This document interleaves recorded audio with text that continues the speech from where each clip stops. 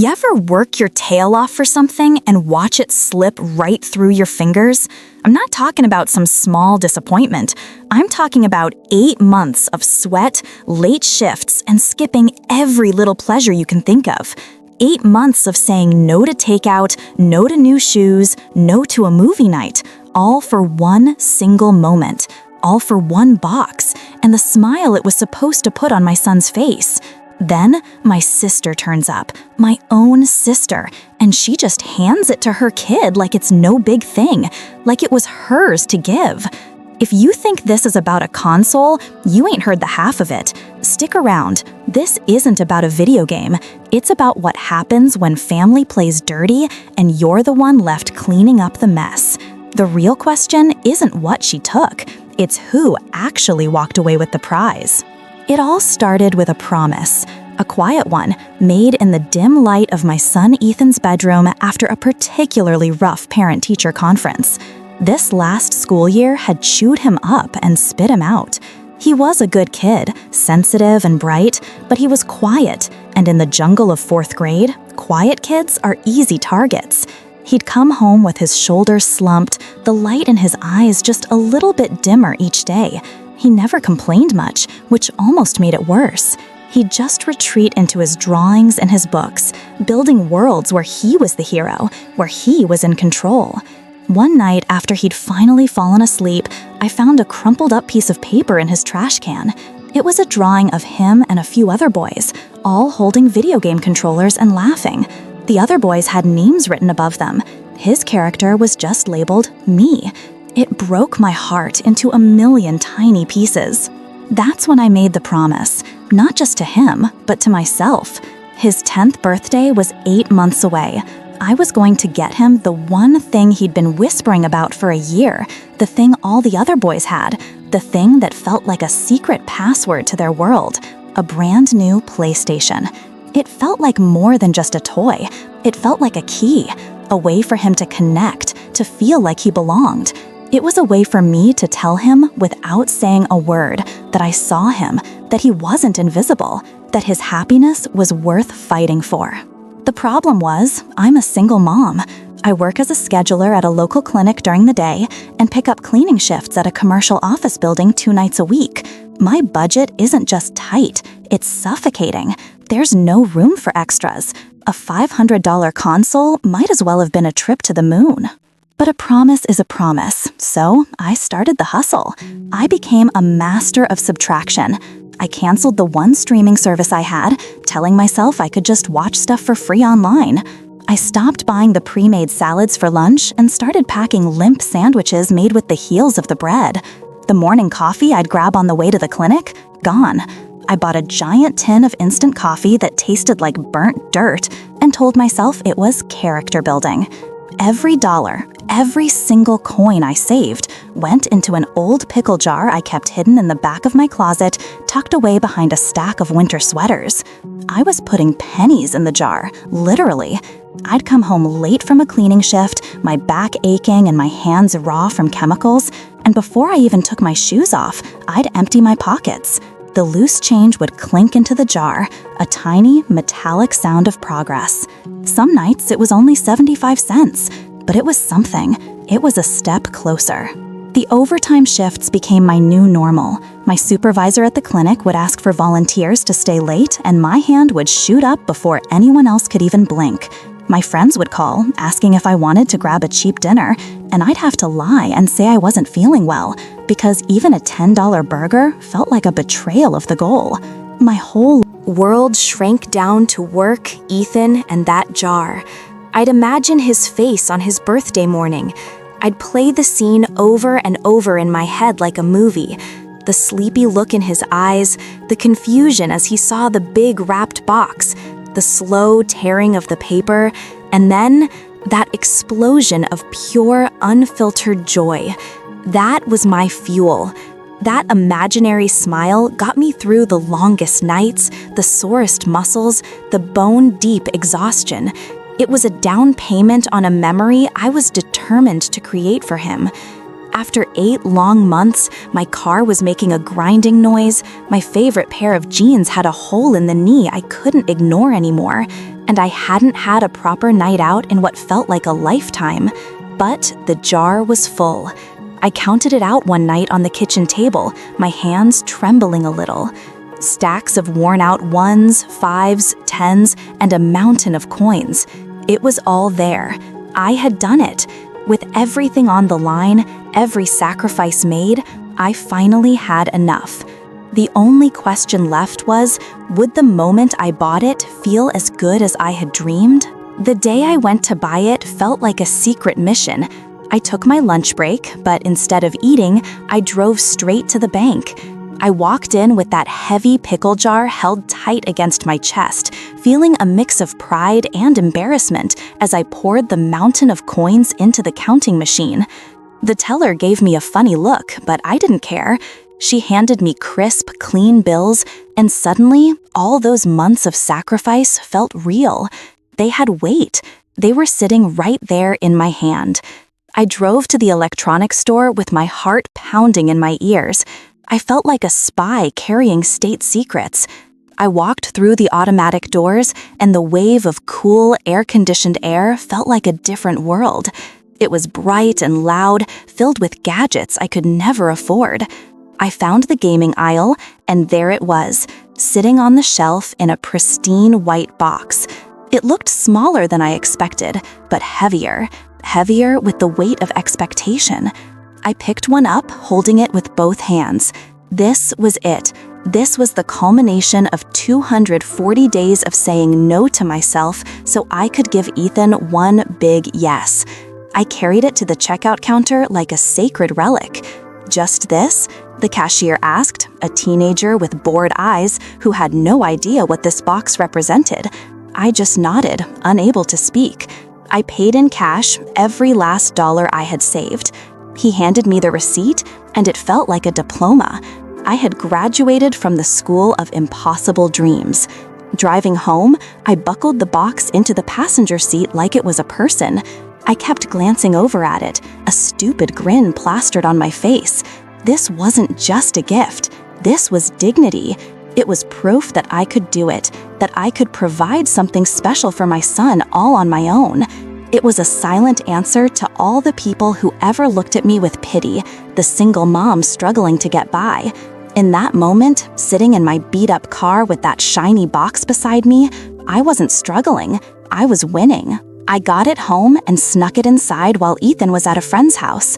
I carefully hid it in the deepest, darkest corner of my bedroom closet, underneath a pile of old blankets and a suitcase I hadn't used in years. Out of sight, but not out of mind. For the next 2 weeks, it was my secret. I'd open the closet door sometimes just to look at the spot where it was hidden, just to remind myself it was real. I rehearsed the smile I would have on my face when he opened it. I planned the birthday breakfast I would make, pancakes with extra chocolate chips, his favorite. The small celebration was already happening inside my head. The relief was immense. The saving was done, the purchase was made. All that was left was the joy. That night, after Ethan was tucked in bed, I poured myself a rare glass of cheap wine and sat on the couch in the quiet dark of my living room. I felt a sense of peace I hadn't felt in months, a deep, settled calm. The hard part was over. Done it. I let out a long breath, a sigh that carried all the stress and worry of the past year with it. And right then, at that perfect moment of tranquility, there was a knock at the door, sharp and insistent, cutting through the silence. My heart jumped into my throat. It was almost 10 o'clock at night. Who on earth could possibly be here to ruin this perfect night?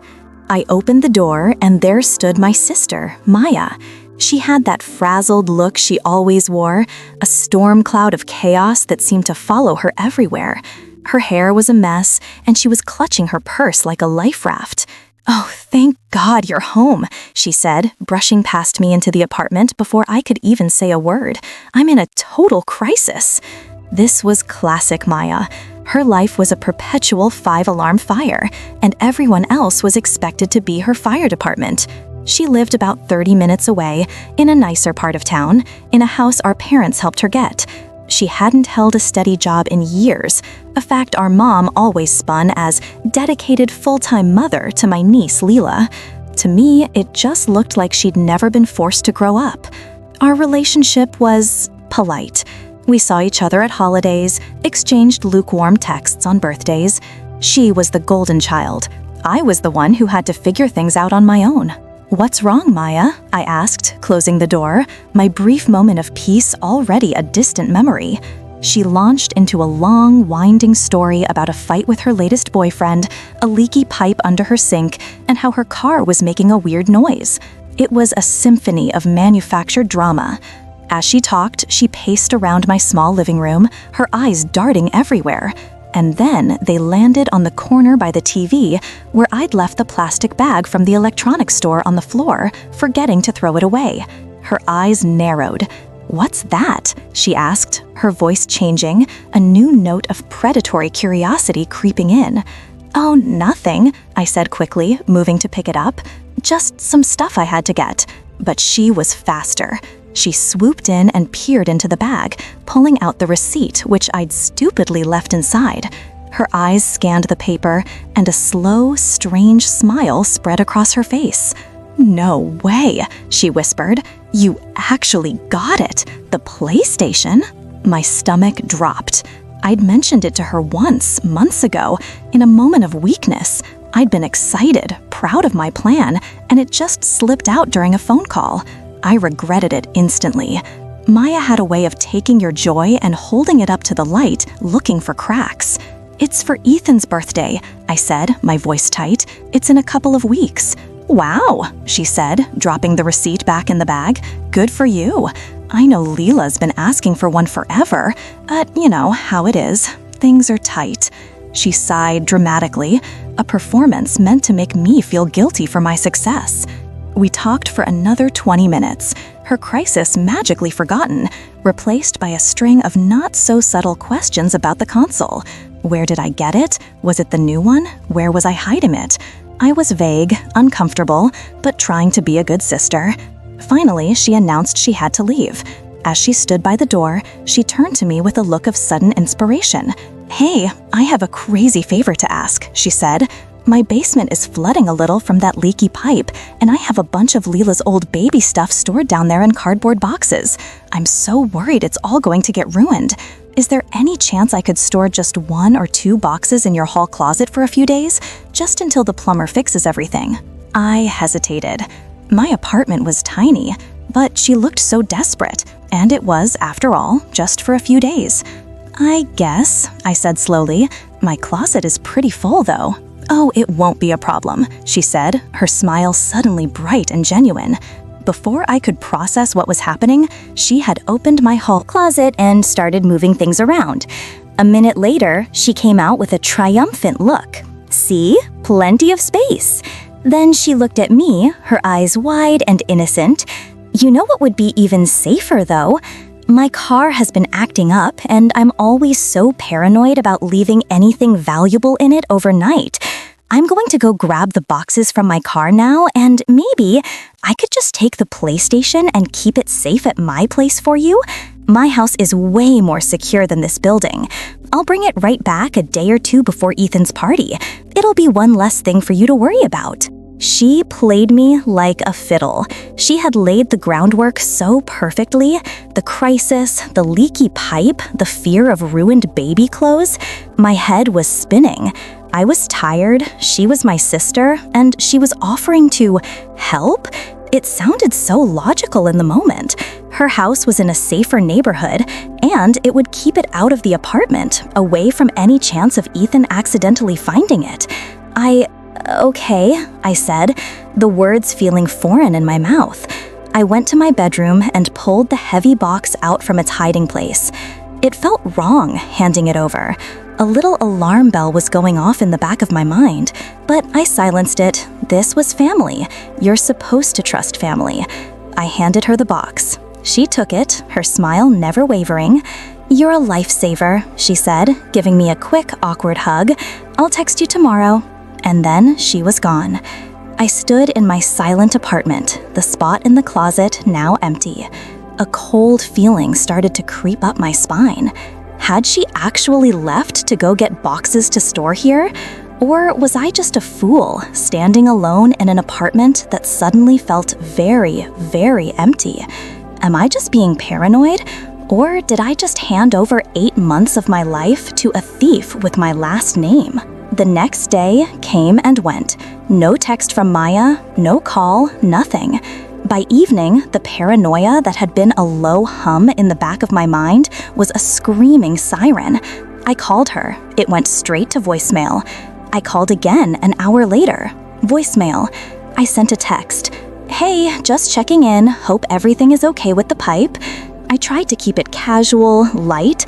I didn't want to sound like I was accusing her of anything. But inside, I was churning. The message sat there, delivered but unread. The little bubble with her picture next to it felt like it was mocking me. I barely slept that night. The next morning, I called again.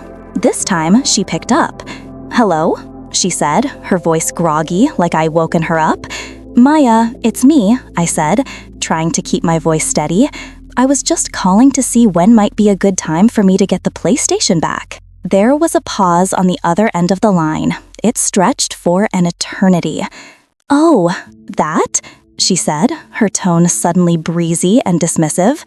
About that, a funny thing happened. My blood ran cold. What funny thing?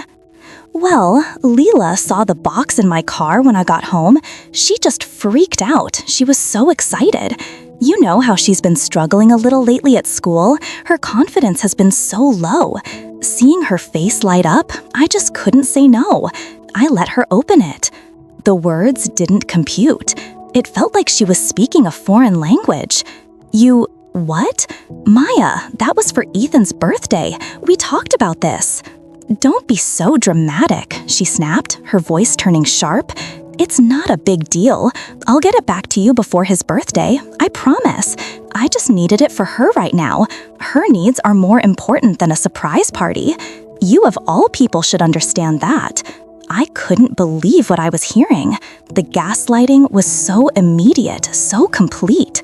She was turning this around, painting me as the selfish one for wanting my own son's gift.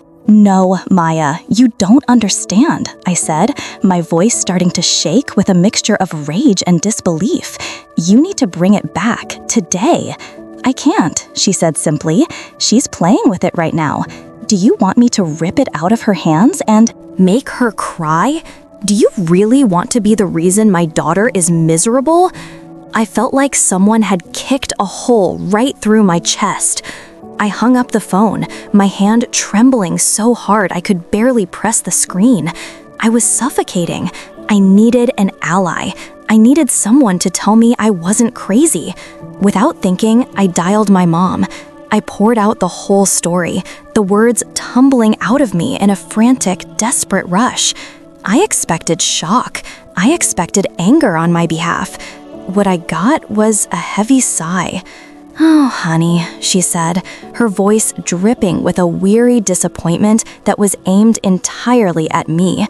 You know how your sister is, and you know how sensitive Leela has been. Maya probably just felt she had no choice. No choice? I screeched, my voice cracking. Mom, she stole it from me. I worked for 8 months for that. Don't use words like stole, my mother chided. That's such an ugly way to put it. It's just a loan. She's going to give it back. Why do you always have to make things so difficult? Can't you just let her have this for a little while? Family is supposed to help each other out. Every word was a knife. Alone. Difficult. Family helping family. They were twisting my reality, forcing me into the role of the villain in my own story. My own mother was siding with her. It wasn't just about the console anymore. It was about them, all of them, telling me that my work, my promise, my son, none of it mattered as much as Maya's latest whim. As the phone call ended, my mom said something that stopped my heart. Besides, she said casually, Maya mentioned to me last week that she was worried about not having a big gift for Leela's half-birthday. I guess she just figured this would all work out. Last week? She knew. My mom knew Maya was looking for something, and she didn't say a word? Did she know more than she was letting on? Was I the only one who had been left in the dark? I spent the rest of the day in a daze, a fog of betrayal so thick I could barely breathe. The world felt tilted on its axis. My sister's theft was one thing, but my mother's complicity, that was a deeper wound. It confirmed a truth I had spent my entire life trying to ignore. In our family, there were 2 sets of rules, one for Maya and one for me. That evening, my phone buzzed. It was a text from my cousin Jenna. We weren't close, but we were friendly. The text was simple. "Hey, saw your comment on Maya's post. Is everything okay?" My comment? I hadn't commented on anything. I opened up my social media app, my fingers feeling numb. I went to Maya's page, and there it was, a new post from an hour ago. It was a picture of my niece, Leela, sitting on the floor of their pristine living room, a huge, ecstatic smile on her face. In her hands was the PlayStation controller. Hooked up to their massive flat-screen TV was the console, my console. The caption read, "My sweet girl has been having such a tough time lately, so mommy got her a little something to make her smile. So proud of my resilient little star. Hashtag best mom, hashtag girl power." My blood turned to ice. It wasn't a loan. It wasn't for safekeeping. It was a prop for her perfect mommy narrative online. And underneath the photo, there were dozens of comments from aunts, uncles, and family friends. "You're such a great mom, Maya. Leela deserves it."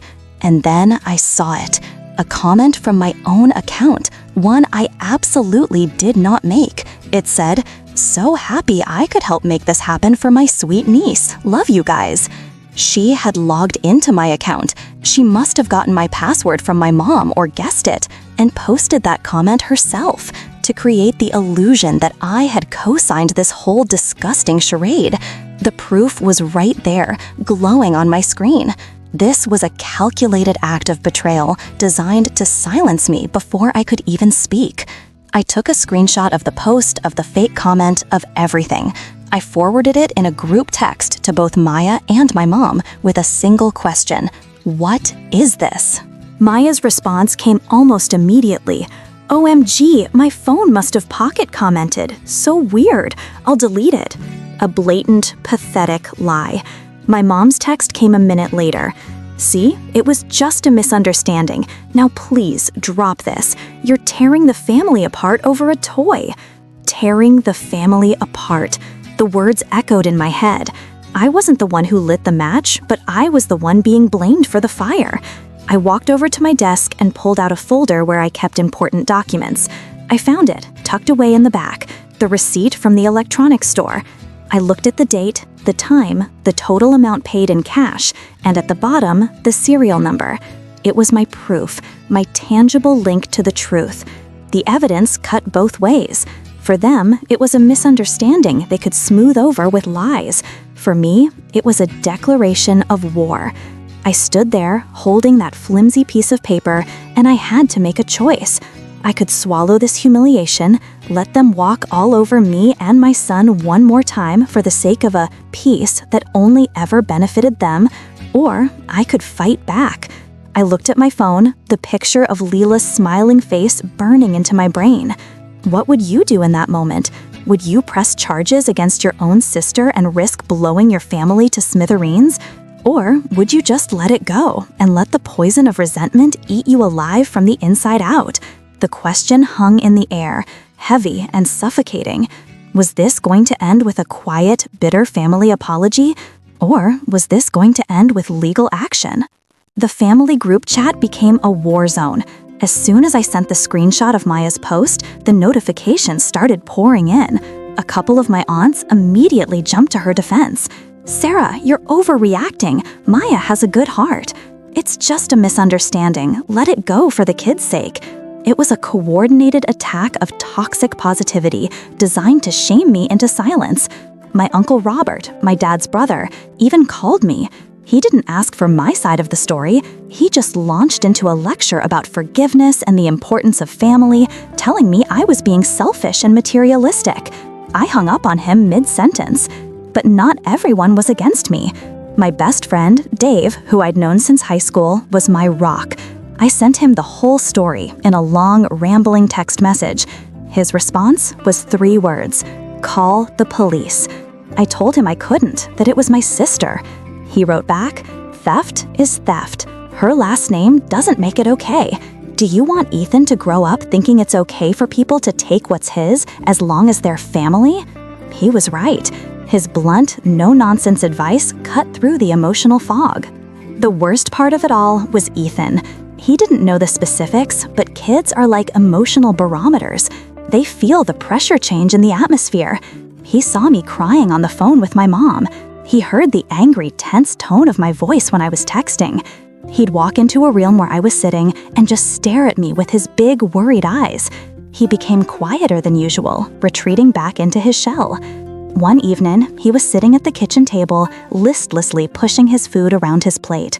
I was on the phone with Dave, pacing in the living room, my voice low but strained. After I hung up, I walked back into the kitchen. Ethan looked up at me, his expression heartbreakingly serious. "Mom?" he asked, his voice small. "Is Aunt Maya mad at you?" The question hit me like a physical blow. This wasn't just about me anymore. The shrapnel from this explosion was hitting my son. I was facing this internal moral battle. Do I expose my sister for what she is and risk shattering Ethan's already fragile sense of family? Or do I swallow my pride to protect him from the ugly truth? Do I let her win to keep a false peace for his sake? The weight of that decision felt crushing. Later that night, as I was tucking him into bed, he turned to me, his face pale in the light of his nightlight. He looked at our small apartment, at the worn-out furniture and the stack of bills on the counter he'd seen me stressing over, and he asked the question that changed everything. "Mom," he whispered, his voice trembling just a little, "are we poor? Is that why everyone is yelling?" It shattered my heart. He thought this was my fault. He thought our lack of money was the reason for all this anger and pain. He had internalized all of it and turned it on himself, on us. In that moment, everything became crystal clear. This was not about a PlayStation. It wasn't even about my pride or my sister's betrayal. It was about the story I was telling my son. Was I going to teach him that when people hurt you, you shrink? That when people with more power or privilege take from you, you just accept it? Or was I going to teach him that you stand up for yourself, that you fight for what is right, no matter how hard it is? I knew what I had to do. This wasn't over, not by a long shot. The next day, I drove to my sister's house. I didn't call first, I didn't text, I just showed up. Her neighborhood was one of those pristine suburban landscapes with manicured lawns and identical houses, a world away from my cramped apartment complex. I parked on the street and walked up the stone pathway to her front door, my stomach in knots, but my resolve like iron. I rang the doorbell. It took a minute, but she finally answered, opening the door just a crack. When she saw it was me, her face hardened. "What do you want?" she hissed, trying to block the doorway with her body. "We need to talk, Maya," I said, my voice low and steady, "and we're not going to do it on your doorstep." I pushed past her, into the entryway of her ridiculously large house. It was immaculate, like a magazine spread. And right there, in the center of her perfect living room, was the PlayStation, wires snaking out from behind a TV that was bigger than my kitchen table. "Get out of my house," she said, her voice rising. "I'm not talking to you. You're trying to ruin my life." "You ruined your own life, Maya," I said, turning to face her. "I worked for 8 months. 8 months of double shifts and eating ramen noodles so I could see my son smile. And you took that. You stole that moment from me, from him, and you flaunted it online like a trophy." For a second, I thought I saw a flicker of something in her eyes. Shame, maybe even guilt. But it was gone as quickly as it appeared, replaced by a wall of defensive rage. She didn't break down. She didn't confess. She doubled down, hard. "You're so jealous of me. You always have been," she screamed, her face turning red. "You're jealous that I have a nice house, that I don't have to kill myself at some dead-end job. You think you're so much better than me with your sad little life, playing the martyr? You think that box makes you a better mother than me? Well, it doesn't." Her words were venomous, a torrent of insecurity and resentment that had clearly been festering for years. She started pacing back and forth, her hands clenched into fists. "You want it so bad?" she shrieked, her voice cracking with hysteria. "Fine, take your stupid toy." She lunged for the console, ripping the cords out of the back of the TV with a violent tug. She held it up, her eyes wild. For a horrifying second, I thought she was going to smash it on the floor. Instead, she shoved it into my arms. "There," she spat. "Take it. I hope you and your son are very happy together in your miserable little apartment. But don't you ever speak to me again. Don't you ever contact me or my daughter. You are dead to me." I stood there, holding the console. It was cold and heavy in my hands. This was it. The emotional climax of my entire adult relationship with my sister. It wasn't an apology. It was an exorcism. She was casting me out, making me the villain, so she never had to face the truth about herself. I had a choice to make, right there in her perfect entryway. I could scream back. I could tell her all the things I'd kept inside for years. Or I could just leave. Will forgiving her even be an option now?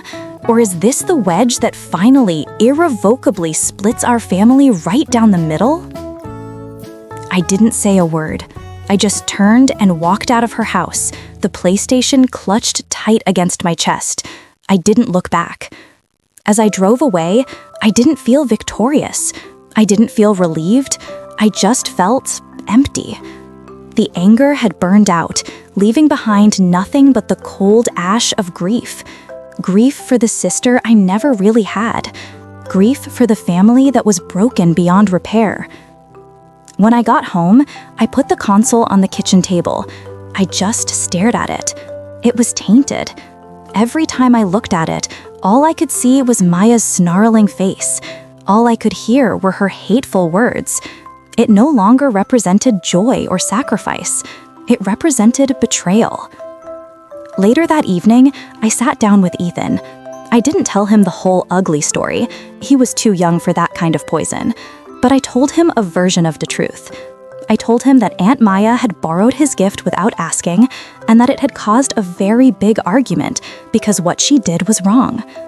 I told him that sometimes even people you love make very bad choices, and when that happens, you have to be strong enough to put space between you and them to protect your own heart. "Some people don't know how to keep their promises, honey," I explained, my voice soft, "and it's not our job to fix them, but it is our job to protect ourselves. Do you understand?" He nodded, his eyes full of a wisdom that felt too old for his years. He looked at the console on the table, then back at me. "It's okay, Mom," he said, and he reached out and took my hand. "I just want you to stop being sad." And that was it. That was all that mattered. The next morning, I boxed the PlayStation back up. I drove it to a local children's hospital and donated it to their pediatric ward. I didn't want it in my house anymore. I needed to let it go. I learned that day that promises aren't toys you can pass around. They're the architecture of trust. And when you break them, the whole structure comes crashing down. My decision was to build a new structure, one with high walls and a locked gate. I blocked Maya's number. I blocked my mom's number. I blocked every aunt, uncle, and cousin who had sent me a guilt-tripping text or a passive-aggressive comment. I left the family group chat without a word. It was a digital amputation. It hurt, but it was necessary to stop the spread of the disease. For Ethan's birthday, I used the little bit of money I had left to buy him a set of high-quality art supplies he'd been wanting, and we spent the day at a science museum. We ate pizza for dinner and watched a movie on my laptop. It was simple, it was quiet, and it was peaceful. He didn't mention the PlayStation once. He just seemed happy to have his mom back, The real me, not the stressed out, crying stranger I had become. Looking back on it all now, I have to wonder if I did the right thing. Would you have forgiven her? Would you have tried to mend things for the sake of family? Or is some family better left behind? And would you tell your kid the whole unvarnished truth, or protect them from it for as long as you can? For me, the choice led to a new promise, a promise to myself. I promised that from that day forward, I would change one big thing about my life. I was done being the person who absorbed everyone else's chaos. In the months that followed, life became quiet. The constant buzz of family drama in the background of my life was gone. There were no more passive-aggressive texts from my mom, no more emergency phone calls from Maya. At first, the silence was deafening. It felt like I had lost a limb. But slowly, I started to realize it wasn't silence. It was peace. The big thing I promised to change was that I would stop being the family peacekeeper. My entire life, I had been the one to smooth things over, to apologize for things that weren't my fault, to shrink myself down to make room for Maya's oversized personality. I was done.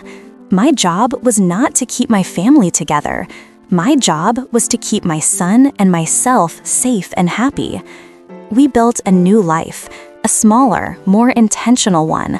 We started a new tradition of Adventure Saturdays, where we'd explore a new park or a local museum. I started taking an online course to get a certification that would hopefully lead to a better paying job at the clinic. I was investing in myself, in our future, for the first time in a long time. The space that had been taken up by all that family chaos was now filled with hope. I know this story is messy, and maybe there was no right answer. What would you have done in my shoes? Would you have fought for the gift, or would you have fought for the family?